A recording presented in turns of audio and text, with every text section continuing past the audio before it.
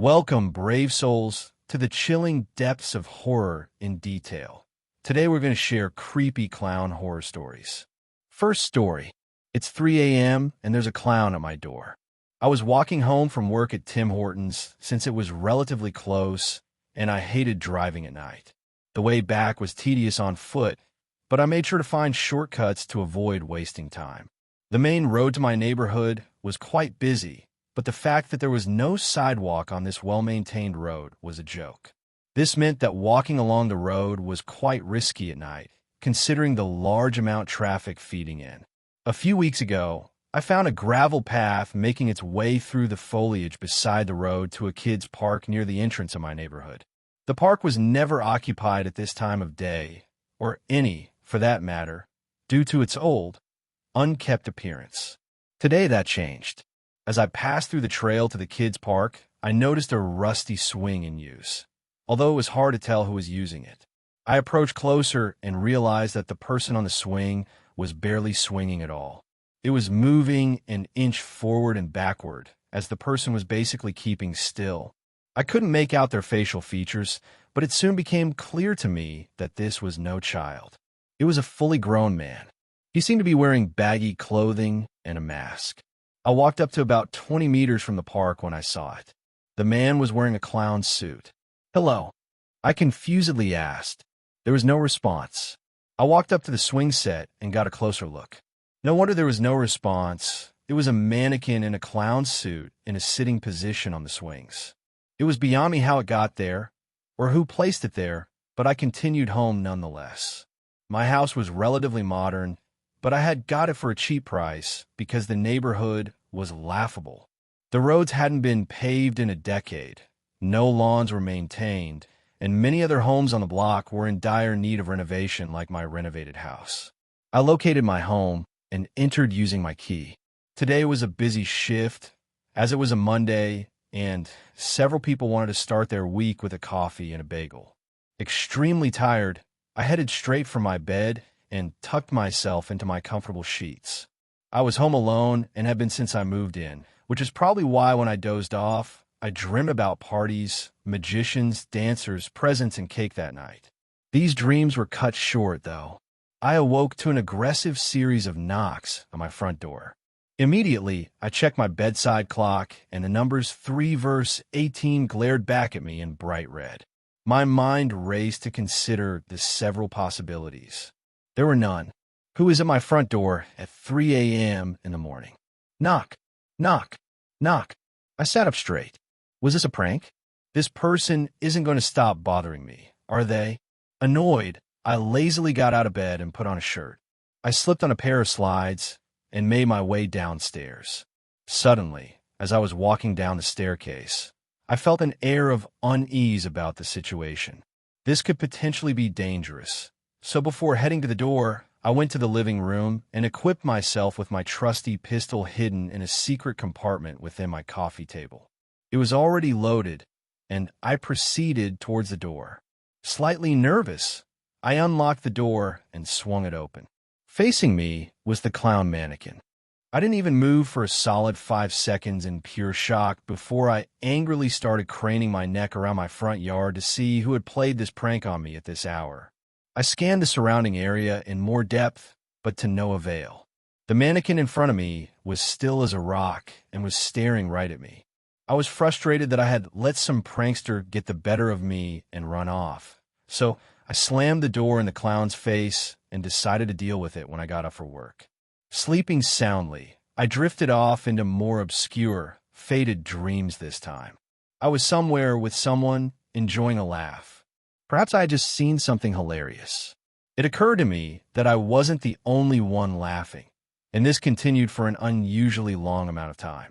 The laughing became intense, and it felt like this dream wasn't funny anymore. Soon, the sound was horrible. It was wheezing, insane laughter that was definitely not coming out of me. I woke up in a cold sweat, squirming around the uncomfortable pool around me in my bed. But the laughing continued. Perplexed, I rubbed my eyes and pinched myself. This was all but reality. I sat up and listened carefully to the sound. It was coming from outside. My window was half open, and I immediately regretted the decision to leave it that way before I slept. Someone or something was out there. It was that guy, wasn't it? I quickly picked up my pistol that I had brought upstairs and cocked it back. In a swift motion, I aimed it outside and downwards, onto the ground, but what I saw will continue to plague my nightmares. It was the same clown mannequin, standing perfectly still. The mask was made to grin, and its head had been tilted to face directly up at my window. The laughter had ceased, but I filled with rage. In sheer fury, I screamed at the top of my lungs. "Who's there?" That was loud, really loud. I waited a few seconds to see if any neighboring lights turned on, if I had disturbed somebody in their slumber. Nothing. Returning to my previous annoyed state, I glanced around the area, trying to spot whoever was playing this sick joke on me. Everything seemed normal. Nothing was out of place, and there was nowhere someone could have hidden down there.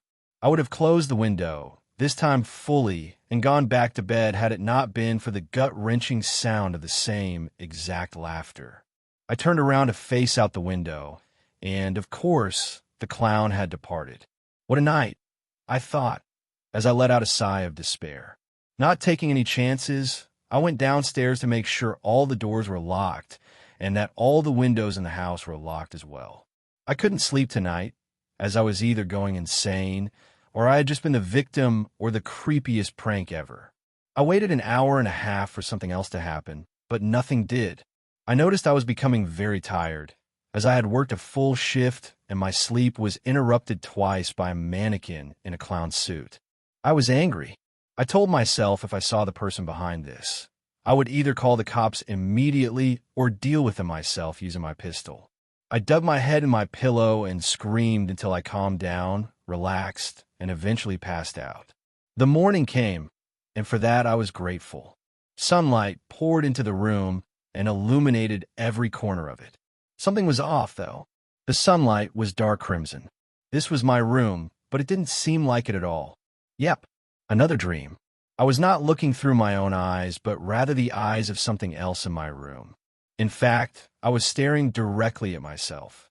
I was sound asleep in my dream, too. I just stood there, unmoving, concentrating on the lump in the bed that I was. Time seemed to stand still. Perhaps time didn't progress right now. Whatever, or whenever now was. The crimson in the room was perpetual, and so was everything else, until I started to notice something. Something new. Laughter. I woke up, properly this time, and noticed I was breathing heavily. I've done this before, I thought. My heart was racing, though, and I could not wrap my mind around the abstractly nonsensical dream I just experienced. I had heard that sick laughter before waking up, and evidently was delving further into the depths of insanity now. All that changed when I sat up in my bed. The thing was right there. It was standing directly in front of my bed. This was no dream, and I was not insane. I screamed, probably louder than I ever have, jumped out of my bed, and tackled the mannequin. It fell easily, as should most pieces of plastic. I was in a craze and lunged for my pistol on my nightstand. I shot at the thing, then shot again. I shot a few more times for good measure, and then threw the gun at it after it was out. My breathing was even heavier, and I stared blankly at the mannequin I just shot at several times. What just happened? The situation was absurd. There was a clown mannequin in my room. I had tackled it, and then proceeded to shoot at it. I slightly chuckled in triumph. I had defeated the mannequin. I doubled over and broke into hysterical laughter. Second story.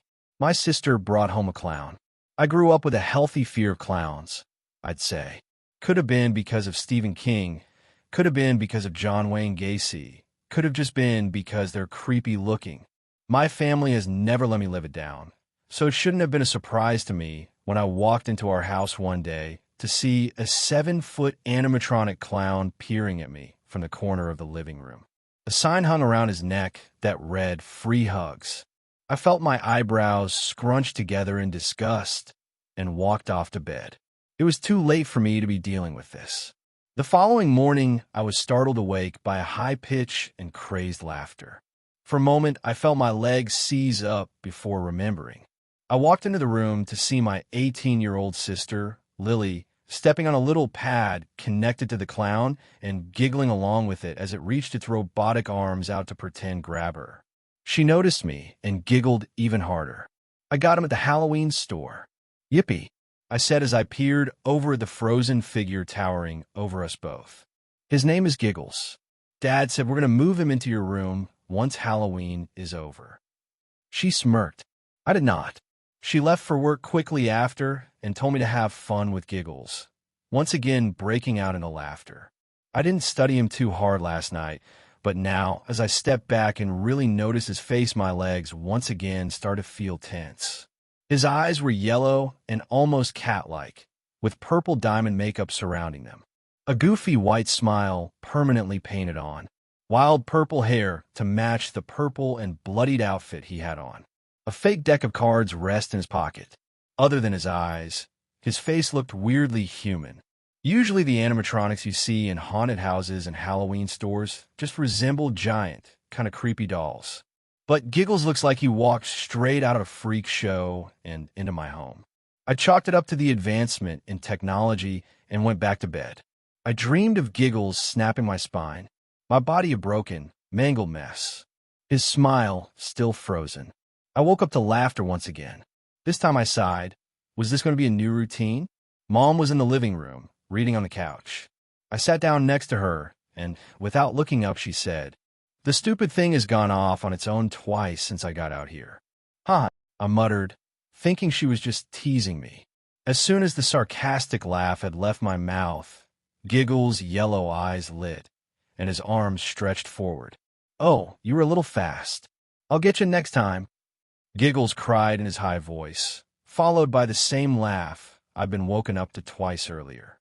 I noticed Mom shoot me her "I told you so" look out of the corner of my eye, but I remained fixated on Giggles. Do animatronics' mouths usually open and form words so perfectly? Maybe he's on a motion sensor. I walked over and swung my arms a few times. Nothing other than how his eyes seemed to follow my arms. I looked over at Mom and frowned, thinking about how I already want to get rid of this stupid thing. No, Lily bought that pad thing, so she didn't need to turn the sensor on. I was still skeptical, or maybe I just wanted Mom to be wrong. I reached behind Giggles to look at the wires connected to him and saw she wasn't. Motion sensors were off. As soon as I let go of Giggles, the yellow eyes flared up again, and as the robotic hands reached out, one got caught on my arm. Then I felt a light squeeze as the clown yelled, "Come a little closer. I've got games and hugs."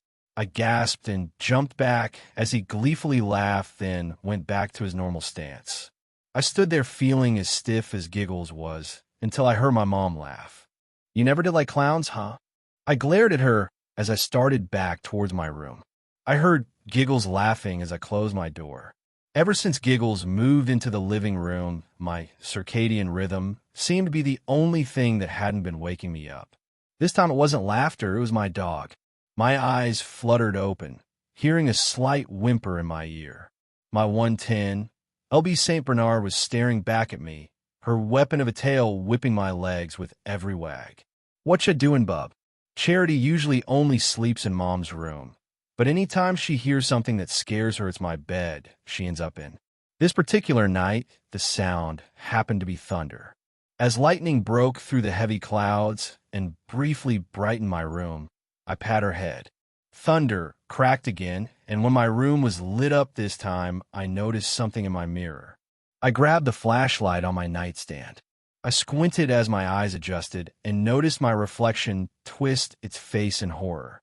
Written on the wall behind my bed in big purple letters, "Come a little closer."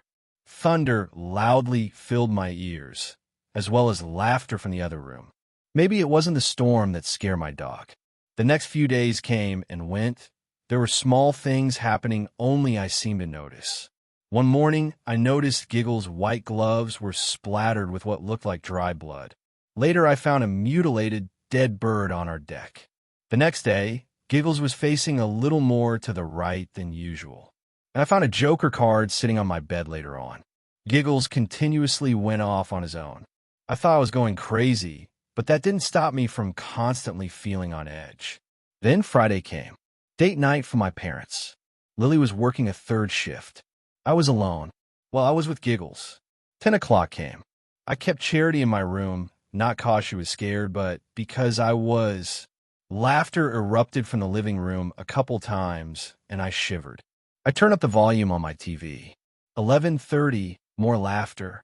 Closer this time. Then again, right outside my door. I held my breath. Charity was fast asleep under my bed. I listened. Silence. Then I heard scratching. Come a little closer. This voice was not the usual one. It was still high-pitched, but it was quieter, teasing me. I fumbled around in my bed, trying to find my phone.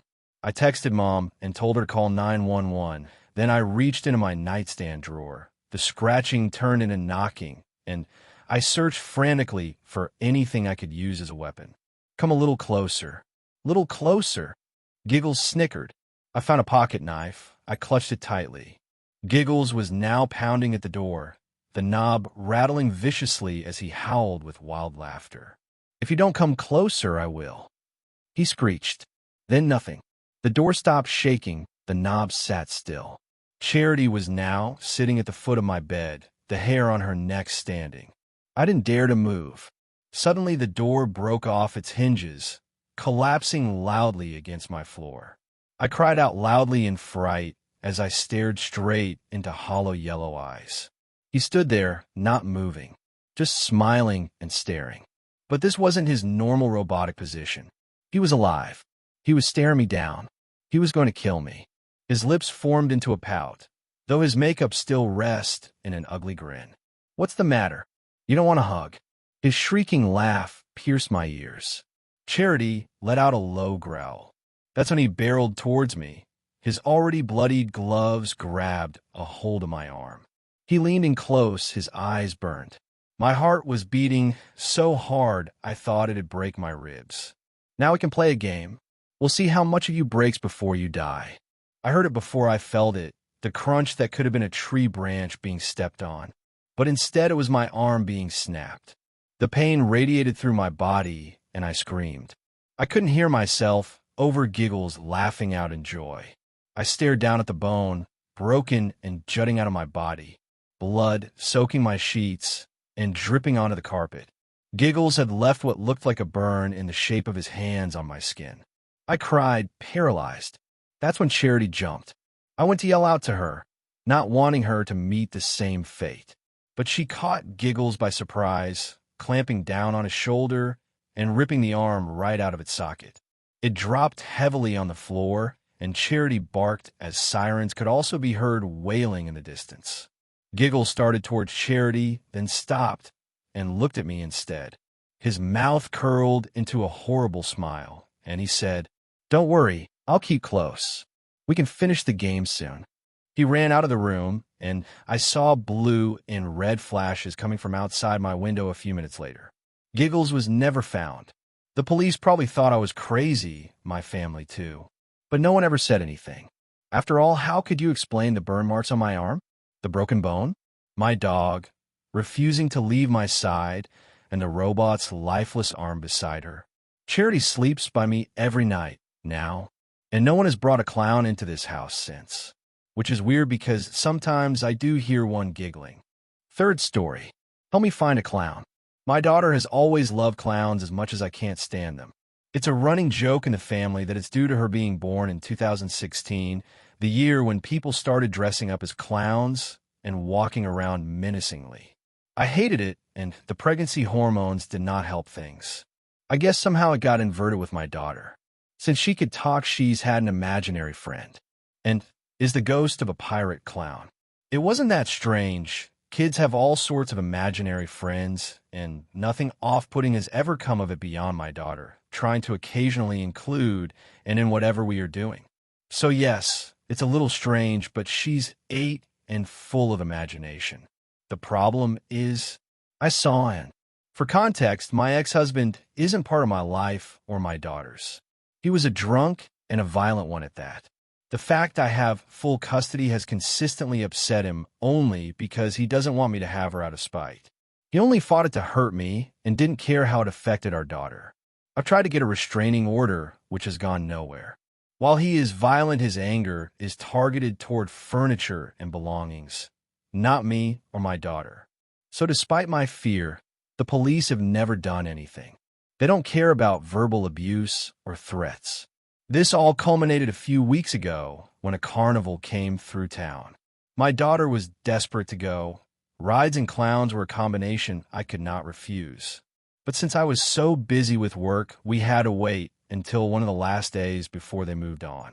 It was certainly magical. We showed up to what had been weeks before an empty field to find it bustling with people and tents and carnival rides.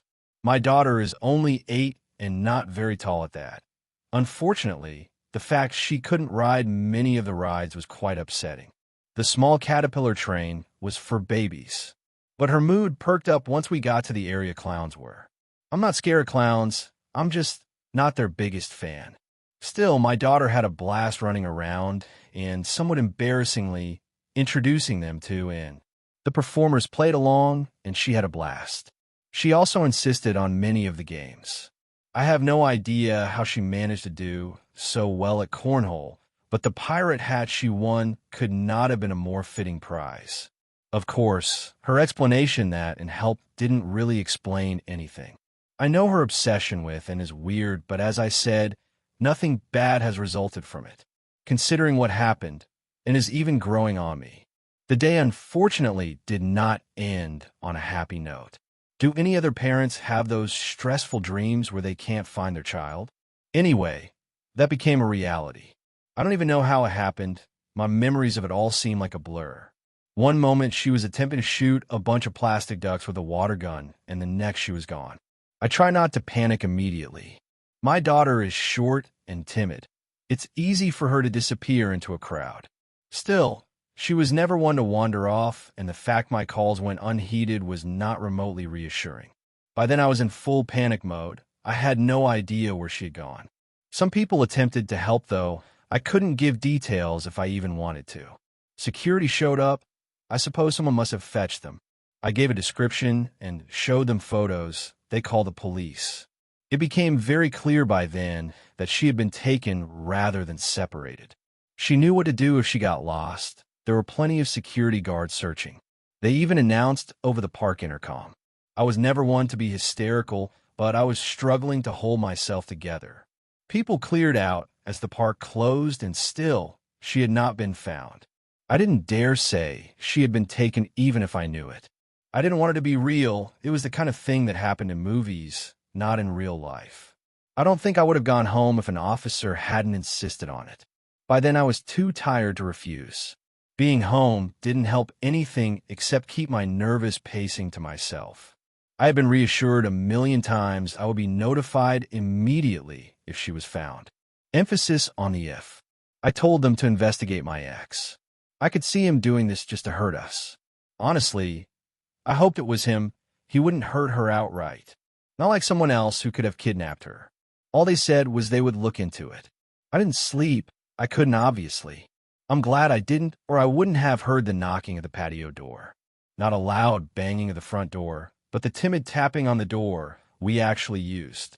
It spoke of familiarity. I practically jumped down the stairs. My daughter was at the door wearing her pirate hat. I don't think I had ever pulled her into a hug with so much desperation before. That was when I saw her. My daughter had drawn enough pictures that I recognized, and in her bright red braided hair and stylish boots. More concerning was the massive cutlass in her sheath and the red stains on her coat. Her body painted white and wearing a clown nose and eye patch. She disappeared into the bushes before I could get a better look, to confirm what the hell I had just seen. My daughter has been perfectly content since this happened. Apparently, Daddy came for a surprise visit, which she wasn't happy about, and took her home. The police showed up the following day to say they had gone to my ex's house. They found him disemboweled. If not for talking to my sister on the phone all evening, I would undoubtedly be their prime suspect. Thankfully, they believed what my daughter eagerly told them, or at least enough to rule me out. Everything has gone back to normal now. Except my ex is dead. My daughter seems too calm about that. And then there is Anne. She is still my daughter's imaginary friend. If she is somehow real, why she stays imaginary, I don't know. I haven't seen her since. I even tried asking if she would let me see her through my daughter. My daughter was disappointed to answer that and thinks things are best left how they are. I don't know if and is real or if a friendly clown killed my ex and brought my daughter home. I don't know which to believe. Both are equally as insane as the other. If anyone has seen a female clown dressed in realistic pirate attire with an eye patch and a red nose, please let me know. I feel like I'm losing my mind. If and somehow is real, at least I can rest easy knowing my daughter has someone else looking after her. But if and is real, that of course brings up the question of what is she and what does she want? Fourth story. There's nothing funny about a clown in the moonlight. If you're following the news around Halloween 2016, then you heard about the clown sightings throughout the country. At first, people thought it was just one person playing a prank and nobody really took it seriously.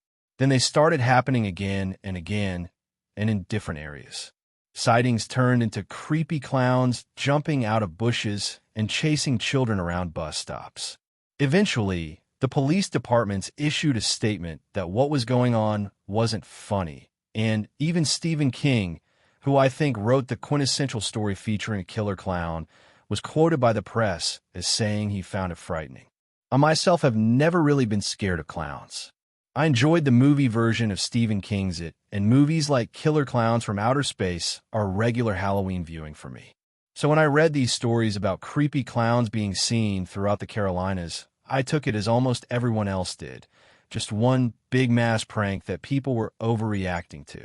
In fact, I never really gave it any thought at all until I read a story about the same clown sightings happening in my hometown of Macon, Georgia. Funny how that happens, isn't it? We don't really concern ourselves with anything of this sort until it gets too close to home. But even after reading the story about the Macon sightings, I didn't think much on it. Just copycat pranks, I figured. Just people wanting a little thrill as the fall set in and as Halloween grew closer. Why wouldn't give to return to that blissful ignorance? I had moved back to Macon a few months before it all happened. I'd lived in Atlanta for about a year, but it didn't work out. Classic story. College dropout, moves to big city to build a life for himself, and then realizes that real life requires skills that college could never teach. So he moves back in with his parents. I insisted on paying my mom rent, and we agreed on a minimal amount. I was able to pay it by working odd jobs like mowing lawns, fixing sinks, and babysitting. It wasn't until I actually started babysitting that I realized how weird the concept of a male babysitter is to some people. A female babysitter is apparently always pleasant, responsible, and nice, while all male babysitters are evil. My friends would always rib me, saying I was just desperate for cash and insisting I was spending it all on tampons. Why the hell would a guy babysit? The truth is I just love kids. Some people who know me say I'm just a big kid myself, and I've always had a natural rapport with children. It was no different with Penelope. Her parents were highly esteemed members of Macon's upper pecking order. Yes, they have one. And a lot of their time was dedicated to meetings, socials, events, social events, etc. So I babysat for them practically every week, and I have to say I really enjoyed it. I know the stereotype is that the child of the rich parents is spoiled and unpleasant, but Penelope wasn't that way at all. I mean, she had the typical childlike self-centeredness, but she was very sweet and a lot of fun, and I always looked forward to babysitting her. I called her Penny. What does this have to do with the clown sightings, you might ask? Well, Penny was into a lot of the typical little girl stuff. My Little Pony, Friendship is Magic, singing Disney songs, Barbie, all of that, but the thing she loved the most was nature walks. There weren't a lot of forests and nature trails near her neighborhood, so I guess she just developed a fascination for it. With her parents' permission, I started taking her on trips through the forest and along the trails and such, and you would swear I'd taken her to Disney World, the way she reacted. It was adorable, seeing her cradle the flowers that she would pick and talking to trees like they were alive. Then, one day, we were walking along the Heechee Trail, which is a 4-mile woodland trail near the Ocmulgee River. Normally, it's very beautiful, but on this particular overcast, dreary day, it seemed a bit more foreboding. I guess. Not that it mattered to Penny. She was just happy to be walking through the forest and enjoying the fresh air. We were about 2 miles through. I started to point out that the trees were remarkably green for the time of year when I noticed Penny wasn't walking next to me anymore. For a split second, I felt scared that I'd lost her, but then I turned around and saw her standing a few yards back, giggling at something I couldn't see. Sighing in relief, I sprinted over to her. "Penny, what are you looking at?" I looked in the direction she was. Standing there, only about 10 feet away, was a clown. It was a male clown about 5 feet 10 inches and a little chubby. He was in a full-body rainbow suit with 3 buttons covered with ribbon, and his shoes were the typical oversized ones. I noticed that he didn't have the prerequisite red hair. His head was bald, but it and his face were both completely covered in white makeup except for the eyes, which were surrounded by blue. He had ruby red lips and, of course, a large red nose. He didn't smile, he didn't wave, he didn't cartwheel, he didn't move at all. He just stood there, completely still, staring at Penny and me. As I said, I'm not usually one to be creeped out by clowns, but seeing a clown out in the middle of the woods for no explicable reason will give anyone the shivers, and I was immediately taken aback. I giggled nervously and insisted to Penny that we keep moving. Being the good kid that she was, she said okay, and we started making our way back to where we had come from. At first, she was slightly upset that we weren't going to walk the rest of the trail, but there was no way I was going to go deeper into that forest with that clown there. We got back to the car, and I took her home. Her parents were exceptionally tired when they got back home, so they paid me and all but shooed me out of the house. Penny may have been sweet, but her parents were rather snobbish. I said goodbye and left. When I got back home, my mom was already in bed, so I showered, brushed my teeth, and crawled into bed. All the while, I couldn't stop thinking about that clown. I'm a little embarrassed to admit that I had trouble sleeping that night. Every time I closed my eyes, I saw him, standing there as still as a corpse in the middle of the trees. The next time I had to babysit Penny, she asked if we could go back to that same trail. I told her I wasn't sure and asked if she'd rather go somewhere else this time, but she was insistent on the Hichiri. I was skeptical, but I relented. After all, what were the chances that that clown would be there this time? As we walked along, picking flowers and admiring the trees, we got around to the spot where we'd seen the clown the first time, and I was relieved to see nothing was there. She asked if we could walk further this time, and I said okay. We were about another mile down the trail when I thought I heard another set of footsteps slightly behind us. I was already a little nervous, so I stopped dead and turned around. There was nobody there. "Did you hear that, Penny?" "Hear what?" Maybe I just wanted a short respite from my nervousness, but I accepted her not hearing anything, and we kept going.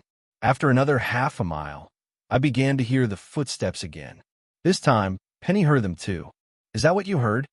she asked. I shook my head, yes. She must have sensed the fear in my voice because she started to get scared too, and she came closer to me. I hugged her close and whispered, "Maybe we should head back to the car." She nodded in agreement, and we started walking back in the other direction. After another few yards, we both heard the footsteps again, and we realized that they were speeding up. We both began to sprint through the forest. The footsteps behind us only got faster and faster. I realized we were running past the same spot where we first saw the clown. I looked back for a split second, only a second, despite my better judgment. The clown was indeed chasing us. "Run as fast as you can," I shouted. Penny began to fall behind, and I grabbed her hand to make sure she could keep up. "Just keep running, Penny. We're almost there." Suddenly, Penny began screaming. I felt her hand rip away from mine, and I turned back. The clown had her in his arms, one of his hands over her mouth, stifling her screams. He looked me in the eyes and began running into the forest. "Penny," I screamed. I ran after the clown as he disappeared among the trees. Pretty soon, I realized that I couldn't see him. He had completely disappeared, and so had Penny. "Penny," I screamed again, hoping to God that maybe, just maybe I'd hear her scream my name back. But there was nothing, not a sound. I pulled my phone out and saw that it was 7:47 p.m. We'd been out a lot longer than I'd hoped, and the sun was starting to set. I started to dial 911, but there was no signal. Looking back, I should have known there wouldn't be a signal out in a thick wood. Abject fear started to set in, but another idea popped into my head. I drew an X in the dirt where I'd been standing to mark where Penny had disappeared, and then I ran back to my car and checked my phone again. This time, there was a signal. I started to call 911. On the second ring, the power off notification came up and my phone died. No, no, no, no. Please. I started to cry out of both fear and frustration and tried to think of anything else I could do. Another idea. It was a long shot, but I had to try. I opened the passenger side door of my car and then popped open the glove compartment. I kept a snub-nosed revolver in there along with a small box of ammo, just in case. I opened the box of ammo as quickly as I could and loaded the gun. I took a deep breath and then I ran back into the woods, looking along the trail for the X I had drawn. I finally found it and looked forward into the dense wood in front of me. Gripping my gun tightly and taking a deep breath, I started walking into the woods, resolving not to come out again until I'd found Penny. I walked for quite some time. The sun was going down, and I hadn't come close to finding Penny at all. Penny, I called out. Nothing. Not a sound. I walked on. Before long, night had fallen, and that crippling fear set in again as I realized I was lost. I'd never been in this part of the forest before. We'd always insisted on sticking to the trail. I took another deep breath and pressed on. The wood was even scarier at night than it had been on that overcast day. I felt my grip on my gun get tighter, and I realized my hand was shaking again. And that's when I started to hear the footsteps. This time, they weren't sprinting or running. They were slowly coming up behind me, only a few feet away. I turned around and took aim with my gun. Nothing was there. Confused, I turned back around. There stood the clown. I took a step back instinctively. My terror almost had me running again, but I stood my ground. I looked up at the clown's face. His eyes were dark in the night. "Where is she?" I said, and aimed my gun square at the clown's heart. He said nothing. "Where is she?" I yelled. I could hear my own voice echo throughout the woods. This time the clown smiled. My eyes opened wide as I saw that his teeth were much longer and much sharper than any human's teeth would be. "She's going to die screaming." His voice was a horrible mix between a whisper and a growl. I could have sworn to God I heard several voices in his one whisper, but I was so scared I didn't notice at the time. A small whimper escaped my throat, and I felt a tear drop down my face. What were they doing to her? Torturing her? Raping her? I didn't want to think of it. Give her back. This time I couldn't even sound brave. The fear in my voice was too strong. The clown started to laugh. It was a deep, guffawing laugh that sent all sorts of new shivers down my spine. I felt my fear give way to pure rage, and I squeezed the trigger of my gun. The gunshot echoed throughout the forest. The bullet hit the clown square in the chest. Blood started to pour down his chest, and his laughter stopped. Suddenly, he was completely silent again. I took another step back. Any normal person would have fallen from a gunshot like that. The clown hadn't even moved. He just stood there, bleeding and looking at me. I fired again, and again, and again. I started to feel blood splatter on my shirt. The clown didn't even flinch as the bullets tore more bloody holes through his flesh. Before long, I realized I'd fired all but one shot. This time, I aimed square at his head and fired. The bullet tore its way through the clown's eye. I saw blood splatter all over the grass behind him as the back of his head exploded. He still didn't go down. That horrible smile of his just grew wider. His sharp teeth were gleaming in the moonlight. Then, suddenly, he broke into a hard run towards me. I dropped my gun and started to run harder than I ever had in my entire life, screaming the entire way. I heard the clown running faster and faster behind me, and a couple of times I felt his fingers almost grip the back of my shirt. I took a hard right and began running as fast as I could in that direction. I didn't even care where I was going as long as I was able to outrun that clown. I half expected for him to appear in front of me at some point, but he never did. Pretty soon, All I could hear was my own panting and screaming and the clown running behind me. Finally, I saw something ahead of me. It was a light, a headlight. I was running towards the highway. I tried running faster. I felt like my lungs were about to explode. For some reason, I felt like getting out of the forest would save me from the clown. Suddenly, that line from the legend of Sleepy Hollow hit me. Once you cross that bridge, my friend, the ghost is through, his power ends. Finally, I got to the edge of the forest, and I ran out onto the highway. It was still dark, but I saw up ahead that a truck was making its way towards me. I just stood there, right in the middle of the traffic lane, my hands shaking uncontrollably. The driver thankfully saw me and slowed down. I could tell he was angry at first, but then he saw how frightened I was. He noticed the blood on my shirt and asked if I was okay. I didn't answer. I could barely hear him over the pounding in my ears. The entire world seemed silent. I slowly turned around, half expecting that goddamn clown to come up and grab me. But he wasn't there. There was nothing but trees and darkness. I turned around and faced the truck driver. I felt my knees buckle, and everything went black. I woke up in the hospital. My mom was sitting in the chair next to me, and the police were standing outside my room with Penny's parents. Her mother was crying and being comforted by her husband. I happened to catch the husband's gaze as he looked over at me. There was a mix between grief and absolute hatred in his eyes. The officer saw that I was conscious again and started asking me questions. Apparently, the truck driver had called the police after I passed out, and they had searched the woods. They found my gun lying among the trees. It still had a little blood on it. That, coupled with my bloody shirt, had them thinking that I'd done something terrible to Penny. I started crying at the mention of her name, and I insisted that I would never do anything like that to her. The parents weren't convinced until the forensics on the blood came back. It certainly wasn't Penny's blood. They never could find a DNA match. Penny's parents threatened to have me thrown in prison, but ultimately they didn't follow through. I guess the grief of losing their little girl was already too much. It's been nearly a year since Penny's disappearance and my encounter with that thing out in the woods. I still think about her all the time. Sometimes I even dream about her. I dream that we're still running through the forest together, being chased by that clown, but this time I'm able to hold on to her hand and pull her to safety. And then I wake up and I realize that this isn't some nightmare. This is real. That poor little girl is gone, and it's my fault. God, I loved her so much. If any smidgen of good can come from this, at least I could share my story. Maybe some of your kids' lives can be saved by knowing what I've gone through. I don't know what happened to Penny. I don't know what happened to that clown. I don't know what that clown was. I don't know how he survived those gunshots. I don't know what he wanted Penny for. I don't know what he wanted me for. All I know is this. Those things are out there. They're dangerous. And they are not human. Fifth story.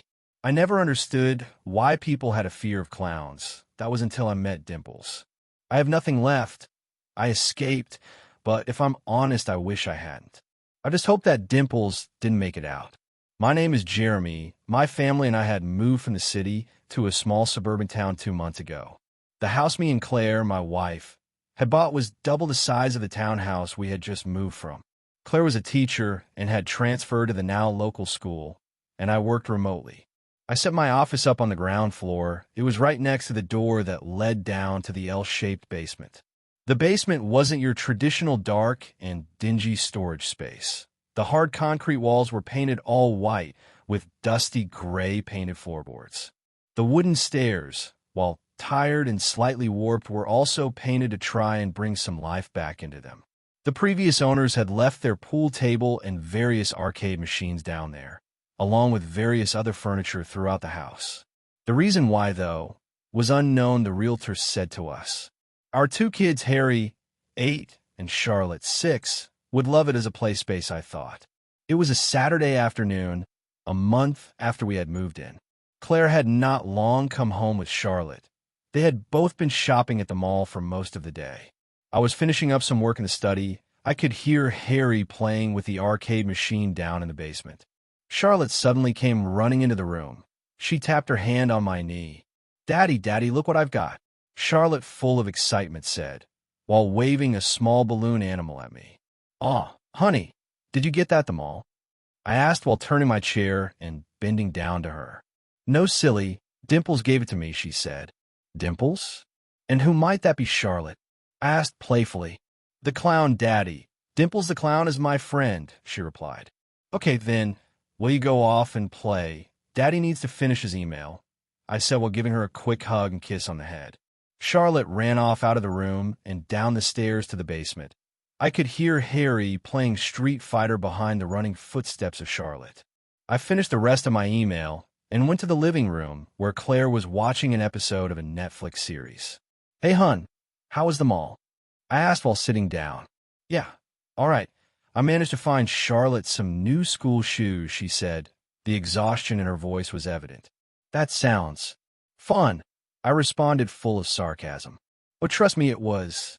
I'm sure she tried on at least 25 pairs before she settled on one," she said in annoyance. "Well, at least it's done. You can relax now," I replied. "Yes, I'm trying to," she said, gesturing me to take the hint. Okay, I gotta finish up some reports anyway," I said while getting up. "Have fun," Claire said sarcastically. I was about to walk out of the room when I had remembered the reason why I'd gone in there. "Claire, honey," I said while turning around. "Uh-huh," she murmured, her mind and eyes fixated to the TV.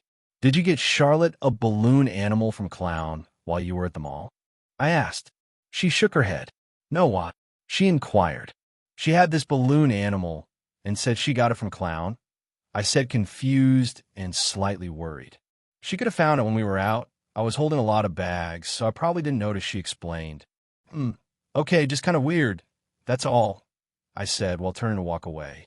"I think I did see her holding it actually." "Don't worry," Claire said as I walked out of the living room. I sat back down on my laptop, my mind still feeling slightly creeped out about what Charlotte had said.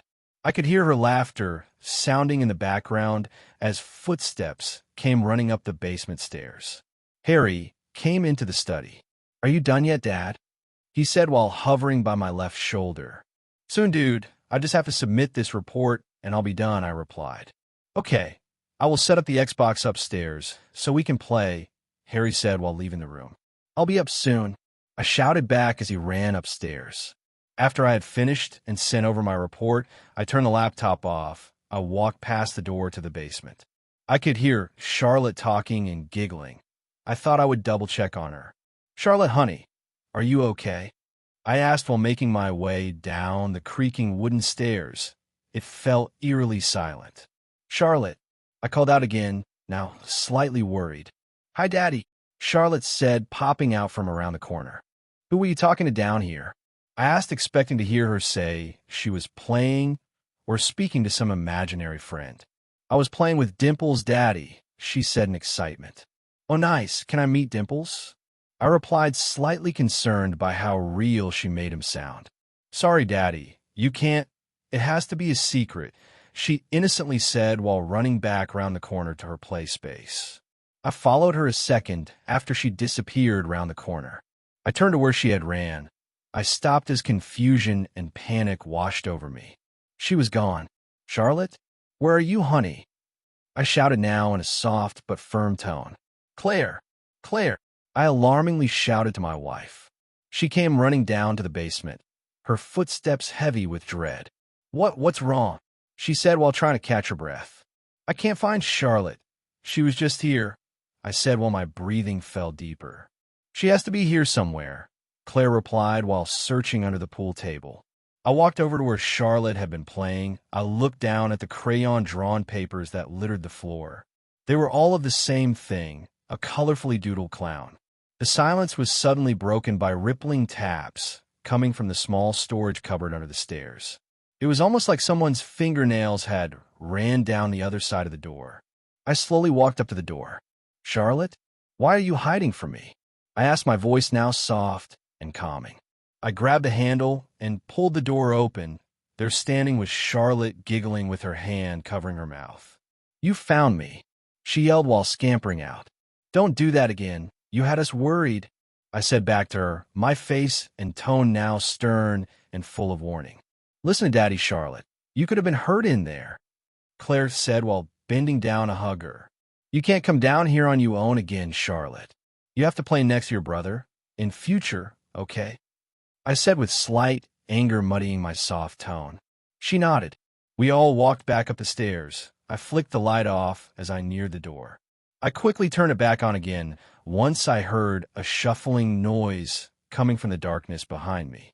I hesitantly walked back down the stairs. The wooden panels groaned under every step.